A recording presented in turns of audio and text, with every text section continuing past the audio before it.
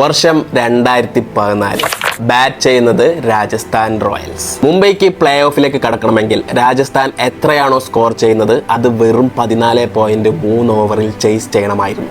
സഞ്ജുവിന്റെ വെടിക്കെട്ടിന്റെ പിൻബലത്തിൽ രാജസ്ഥാൻ അടിച്ചുകൂട്ടുന്നത് 20 ഓവറിൽ 189 റൺസ്. ഈ ഒരു സ്കോർ 14.3 ഓവറിൽ ചേസ് ചെയ്യുമെന്ന് മുംബൈയുടെ കടുത്ത ആരാധകർ പോലും വിചാരിച്ചു കാണില്ല. പക്ഷേ ആ ഒരു ടൂർണമെന്റിൽ അന്നേ ദിവസം വരെ ഫോമാവാതിരുന്ന ഒരു താരം മുംബൈയുടെ രക്ഷകനായി മാറുന്നു.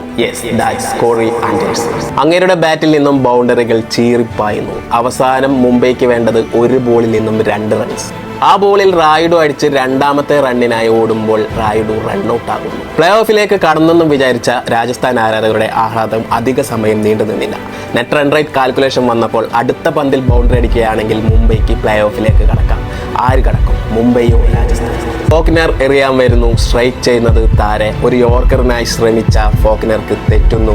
അതൊരു ഫുൾ ടോസ് ആയി മാറുന്നു. കിട്ടിയ അവസരം പാഴാക്കാതെ താരെ അടിക്കുന്നു. രാജസ്ഥാൻ പുറത്തും മുംബൈ പ്ലേ ഓഫിലും.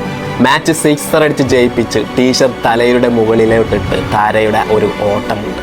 എൻ്റെ മോനെ.